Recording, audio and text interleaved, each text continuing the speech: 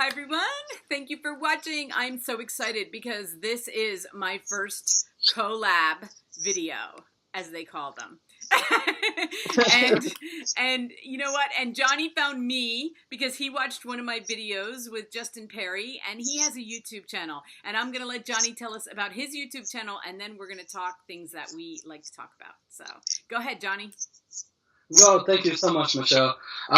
You come from a background that I can tell that you're very what's it? You like to help promote your people work in books, and we have talked about how that you love reading books. But my name is Johnny, and my YouTube channel is about Genesis. It's called Genesis Personal Transformation, and it's about books as we talk about, but it's more like personal development. But my YouTube channel is also geared to disrupt a industry, or I call it the law of attraction, because I see that so many people has been frustrated with the law of attraction. So I wanted to bring my perspective of how they can move forward. And some people don't like to hear it, but I must bring that solution to them because most people believe that it's about waiting for things to happen. But it's about believing that thing and then taking action. And when you take action, the universe will meet you there. Oh my That's gosh. correct. Johnny, did you ever watch my videos with David Essel? Mm, You got to go back actually, and watch him because okay. he wrote a book, okay, about that exact same thing, and he changed my mind because I found Esther Hicks way back, like, oh my God, almost 10 years ago, right? And, you know, her thing, like as I saw it, and I'm not saying that this is what she said, but how I was hearing it was that you basically sat back and you worked on your vibration. And you just like, you know, you meditated a lot and you just like worked on getting your vibration down, right? Well, when I found David Essel, he was like, yeah, you can do all that, but you also have to take the steps. You also have to, and then Justin. I mean, Justin and I talked about that a lot too. Justin Perry and I talked about like you got to take the steps, and it changed my life because I love Esther, and I still listen to her stuff. I am a loyal subscriber to Esther. I will till the day she dies or I die. I will be a part of her. But I'm just saying, like, I wasn't hearing it exactly that way. And that is so awesome that you're doing that because I do think that people don't understand the law of attraction. I do think that they want to sit back and say, well, you know, I need a job and nobody knocked on my door today. So I don't know. I mustn't be vibing. I guess I'll go meditate and see what happens, right? So tell me, how did you find it in your life? Because I look at you and I'm like, you're so young. Like it took me a long time to find it. Um, well, first off, you're very good at interviewing. I can tell that from already from the start. I started off as See, I noticed when I did the interview, a lot of people, they all have this innate intuition within them when they were little, but society and, people have programmed them, and I forgot mine. So when I broke up with my ex girlfriend, and it was 2011 to 2012, I was going what they call it, the dark night of the soul. And 2013 is where people said, 2012, they said the end of the world is coming, but I believe that the consciousness of people are rising. So 2013, that's where things happen. People told me to go to a therapist. My friend introduced me to the law of attraction, and I had to listen to this one guy. He was talking about the law of attraction. And as the therapist showed me how to change my mind, she said a self-fulfilling prophecy. If you change your either mood or feeling or being happy, you change your mood set and you create this weird. I saw it as it was like circumstances that change. It was weird, and circumstances like became coincidence. It seemed, and then I start to dive deep into what is this called the law of attraction. And as my world changed, I call it the window shatter, meaning that, or not window shatter, glass shatter, because there's an illusion that people have about the world. That we human, I thought that we human was powerless, and that that the world is chaos, but the universe, if we change our reset reach, we can change it, and we can change the world. And so I start reading a blog, watching video of The Secret and everything out. I try to consume the content and try to figure out. And I was frustrated at first, and I keep trying, and that's how.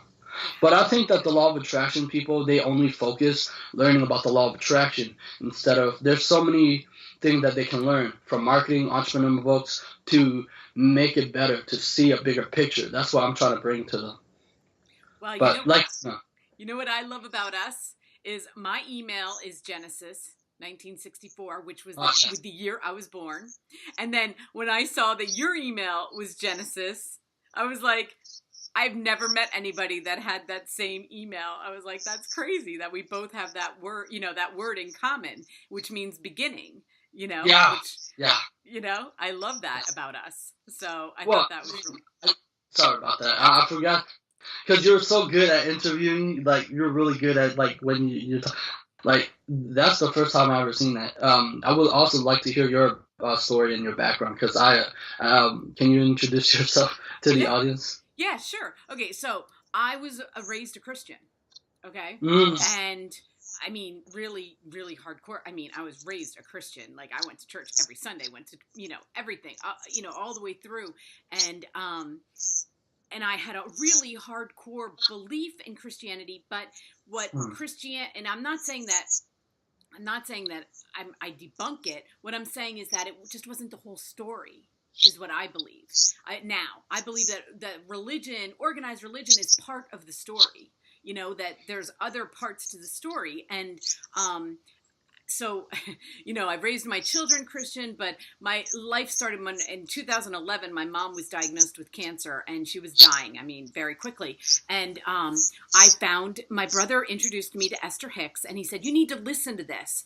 And as I was listening, I was like, she was talking about death and about how that wasn't like there was no heaven and hell. Like, I started to become really concerned. Like, what if my mom goes to hell? Like, what is going on? Like, what if something happens to her, or, but I started listening to Esther, and I was like, wait, it's all good. Like, it's all okay. It's all going to be okay in the end. And it really came at a very important time where I couldn't even get to tell my mom because she was already, she couldn't communicate. But I was like, I so wanted to tell her, like, don't worry. It's all going to be okay. Like, you'll die and it's okay. And then there's another, and so Esther kind of helped me. At the same time that my mom died, Jerry Hicks died. Okay. They died in the same month. Okay, from cancer. Both of them died from cancer. So Esther was going through her thing as I was going through mine. And I was hearing her say, like, I've never felt closer to him than when he passed away. And I have had that same sensation with my mom. Like, I don't think that she ever left.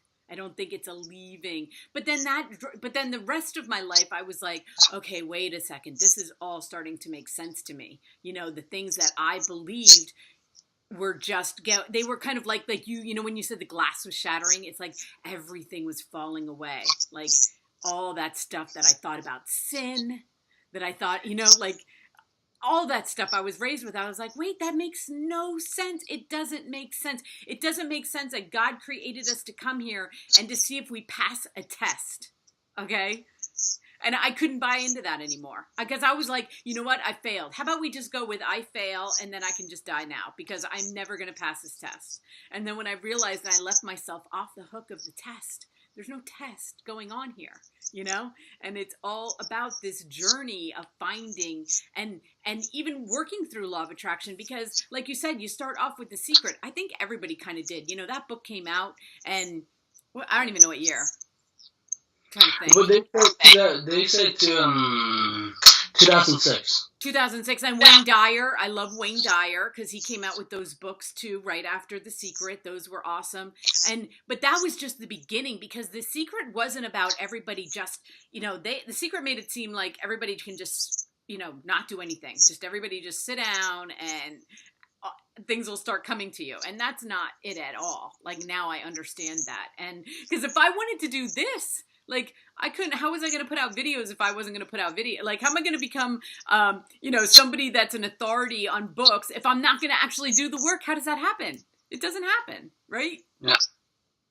Yeah. So that was my, that was my Cliff Note version of it. But yeah, I do understand that the shattering of the old belief, and then the coming into and be like, okay, so here we go. This makes more sense. It makes more sense. I think that's what happened. Why did you choose the name Genesis?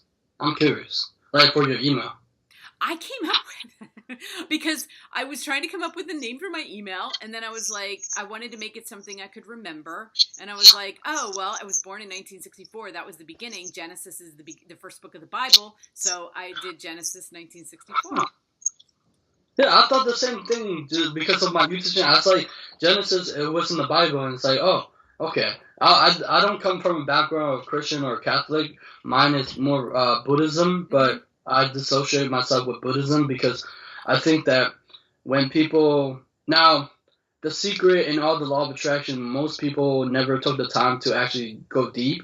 It's actually a cult. It's occultism. It's the secret society that... I forgot what's his name. He have studied. I know that William Shakespeare, all the other people have studied like the 7 Hermetic principles that people haven't understand about. It's not just that, and also I think that it's the more that you evolve your consciousness. Because I interview a physicist. He's like, the more you evolve your consciousness, and it's like a video game, where you evolve other people's consciousness, your experience, you level up, and you attract bigger people into your life. I've seen that happening. Yeah, and you know who else Justin Perry and I talked about was Florence Scovel Shinn.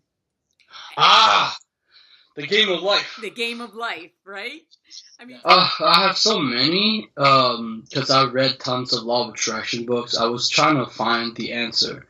But they all say the same thing, but in different ways. Yes. And so that's where I found the problem, right?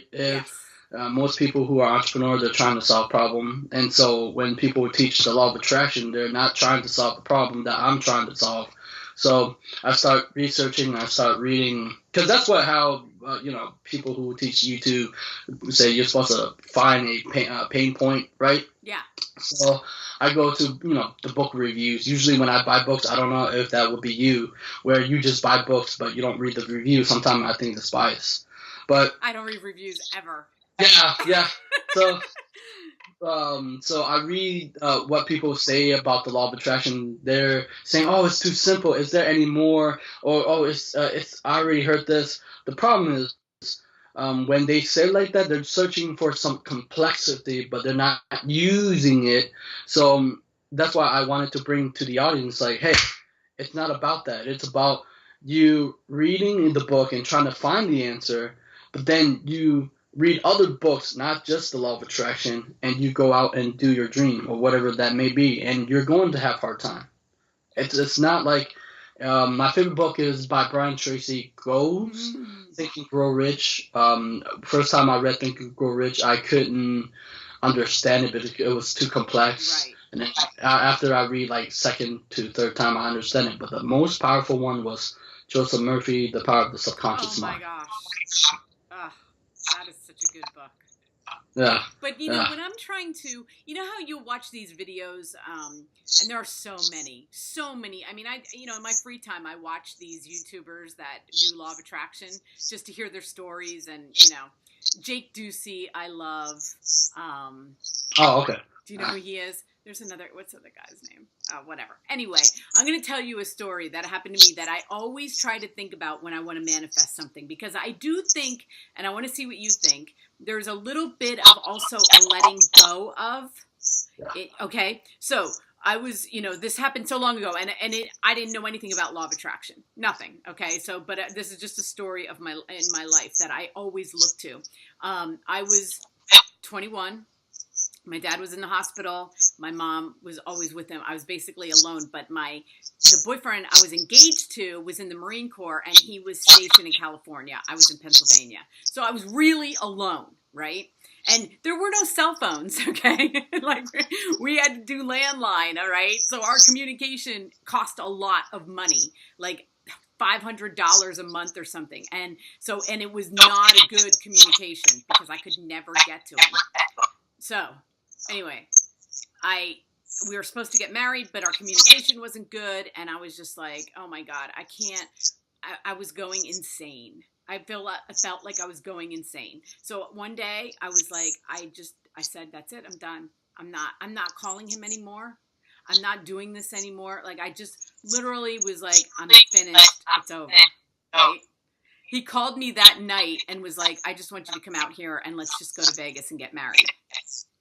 I mean, I'm talking within like 2 hours of saying to myself, I'm done. So what do you think that is? I feel like, so in my life, I feel like, well, if I could remember getting that sensation of, I'm not trying so hard anymore, right? Because in the trying, there's resistance, right? Well, it's a little bit harder. So, okay, yes, there is. I remember. So there's many things that happen for me. Okay, so yeah, the story is like so there's a side story, but I was been watching, where people believe in flat Earth, and then people, because society tell them lies, so they don't believe anything anymore. So I was watching International Space Station, NASA, and then I guess I forgot about that, and then I was going shopping for my mom, and then I guess that thought let go, and so I tracked this guy who was a former NASA. I was like, whoa, that's really weird. Whoa. But it's because, but the thing is also, I think that for me, in my experience with people who, I think the persistent is key. Because I have tried many ways to get people who are really huge, like authors in law of attraction. It's persistent. You have to email them. You have to, then you have to believe that it worked. Because it took me like 3 or 4 months to interview Bob Doyle from the movie The Secret. I love him. Love him. And it took me like 3 or 4 months to interview this celebrity. But the problem, because I found in the book called Tim Ferriss, The 4-Hour Work Week, he's like, if you can believe that you can get a celebrity to answer your question, then you can do it. Yep. So, yeah. Yeah. But, I mean, I find too, it's just like I was talking about, like with resistance, it's persistence without resistance. It's like, you can't, like, you be persistent, like, I work hard every day, but don't have the resistance of, I got, like, that, you know what I mean? Like, you're going to choke somebody, like, I got this, I got to do, it's kind of like laying back and being like, I'm going to do what I'm doing, I know what I want to do, I'm going towards that goal, and then the universe takes it from there, like, allow the universe to come in, right? I still have a question. How do you develop?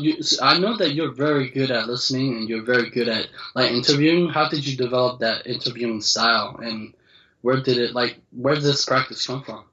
This is my 500th video. Jesus. Wow. Okay.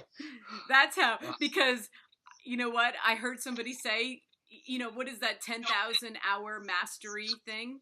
You just keep doing it. I look back onto my old one. Johnny, don't watch my old videos. Like, even the one with Justin Perry, I, like, cringe. Because, like, I just kept doing it and doing it and doing it. And, like, I don't know. And until it became comfortable. And I can see in my videos, like, as I was getting more comfortable. But then I started getting distracted by how I looked. Because I was like, oh, too much makeup. Oh, not enough makeup. Oh, you look horrible today. So I started, like, distancing the camera back a little bit. Like, that's another thing, is, like, being comfortable and knowing, like, I can't really see myself right now, but I know that I'm far enough away from the camera because, we're women. We, like, you don't care. Like, I care how I look. Like, if I don't look good, I'm like, oh, I cringe. But anyway, just keep doing it. What make you, like, really love books? Because you, like, when you talk about book, you really light up. Like, you say you read. Like, where did it start? Where did it begin? Oh my gosh, when I was little, are you getting a reverb? Are you getting a reverb when I talk? No. Yeah. Okay. Yeah. All right, that sounds better. Okay, when I was little, I used to read all the time. And, not to take this to like a very dark place, but I was really abused as a child. But books, I could read a book and I could go somewhere else in a book. And so, I would actually get anxious if I didn't have another book to start when that book ended. And that was back in the days where I didn't have money. Like, I'd have to go to the library and make sure that I had enough books, And then that's what I did. I just read and read and read. And then I had 6 children and I homeschooled my children. And I did it all with books. I homeschooled them only using books. I did math, but then every other subject I used books. So, and then I started doing this, and it just grew. What make you want to interview, like, helping other people promote their books? Or what drives you to do that? Like, Oprah. Because she used to, when the kids were little, I would watch her and she would interview one author a month. Well, I read books all the time and I was like, there are so many more authors out there. That is so not fair. Like, she only interviewed, and she really to this day hasn't interviewed very many authors. And like I said, you are my 500th video. You're not an author, but 499 of them were. So it's like, I interview authors that write books, and I talk about the same thing that she did. Like, I ask them the same questions that she asked, but she was doing that one book a month thing. And for readers like me, and I know there are many more people like me out there, and it was like, that isn't enough. We read, I'd read that book the day that she would do the interview. I read way more than that. So then I started to find authors that, like, they want to talk about their books. I want to hear it, and I want to ask them the questions, and they want to talk because they love their books so much. And, so I feel like we have a connection because I get to see them be so excited, and then they get to see me be so excited about their books. So. Yeah, I can tell you're really excited. Like, when you talk, it's like, oh my God, like, you love it. But how fast do you read? I read about 350 pages a day. Jesus, wow, you really love books.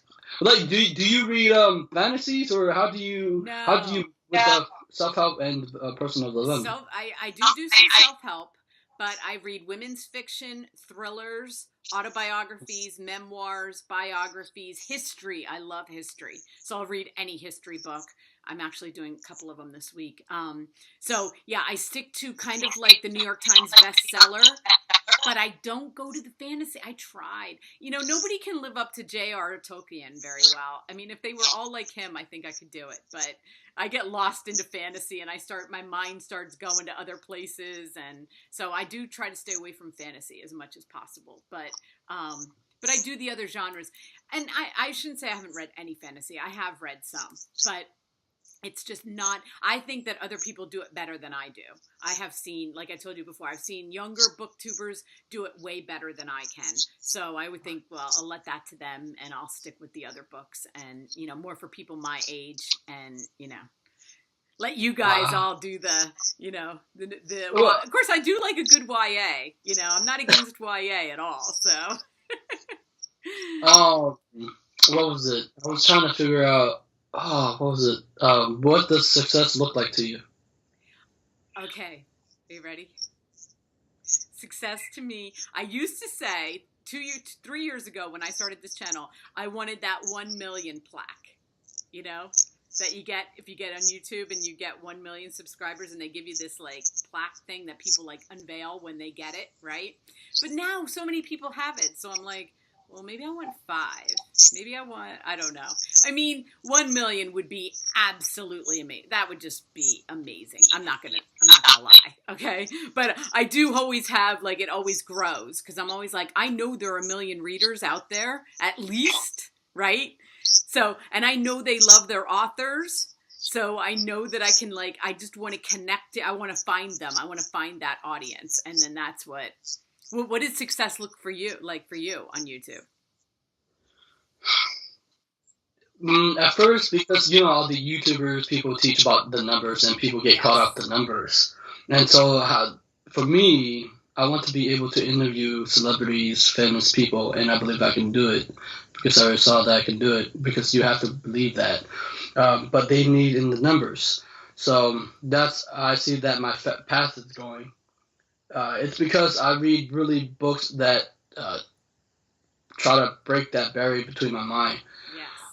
Like you, for me, I used to hate history because I often told on my YouTube channel, but I like a good history where it had to be like samurais or ninjas. Oh. But what does look like to me is not what everybody else does, but what fulfillment, happiness for me, not the things that people chase.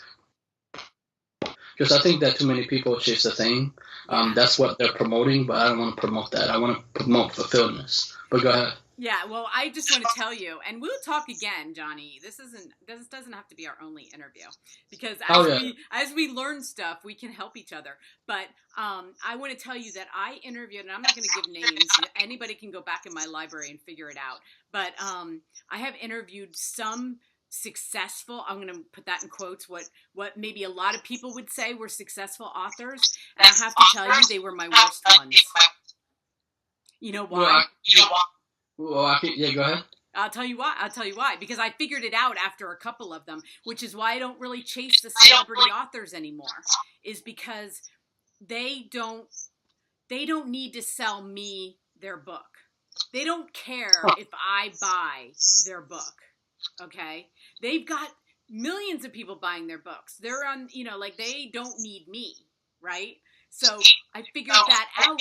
That's why I go after, for the most part, my interviews are people that are wanting to sell books. They're out there. They're hustling. They're at book signings. They're, you know what I mean? But the authors that, let's just use, I was going to use George R.R. Martin because he's so successful. But that man actually does do interviews, which is probably why he's so successful. I've seen him do interviews. But my advice to you is, and then you can tell me when it happens for you, but it's like the ones that are hungry, that want to sell their books, not the ones who are writing books and are just like, oh, I can write a book and I can sell 1 million copies, I can sell 10 million copies and it doesn't even matter. And, it's just interesting because I look at them and I'm like, wow, I really looked up to them. But I'd rather interview somebody who was passionate about their book than who sell millions of copies of their book. Interesting. That's a new perspective that I got from you today. It's not just that. I think that because the reason why I bring people on is because people have this fantasy about celebrities that they're all gods. Because I listen to people and I wanted to bring them down to earth. It's like, they have pain too. They're normally human being. And they have flaws, but people think like Justin Bieber is God, and so they can't pursue their dreams. So that's what I'm trying to do. Yeah, and I do think you can find that. I just want to say that in the beginning, I used to think, oh, well, I want to interview the big authors, like the really famous authors, and then I realized after a couple of them that were successful like that. I mean, I haven't gotten like George R.R. Martin or anybody like that, but I realized that they're not. I find, and I don't ever want to lose that. I don't want to ever become a YouTuber that has millions of subscribers and have lost their passion. Because you've seen those. You know who I'm talking about. There are YouTubers out there who are just doing it for the money. You don't even see passion anymore. You don't even see, their, drive, right? But the thing is, I'm grateful that you opened my mind to a bigger perspective. That's what I'm grateful for. Oh, well, good. Thank you. And you know what? I hope that we get to talk again because, like I said, we're just all learning here, right? I mean, this is just a learning process. And when you have stuff to share, I want to know because I always want to know stuff, like anything. I'm like a sponge. So you learn anything about YouTube or you learn a new insight about law of attraction and you want to talk about it, just we'll do this again. Oh, you're so awesome. I keep forgetting because I enjoy you talk. Where can we find you? Oh, okay. Well, you can find me at Writing Fun. And I also, you can go to my Writing Fun channel, and I also have my email. I have my social media over there. I have a Writing Fun Facebook page. I'm also on Twitter and my Instagram. I have an Instagram page.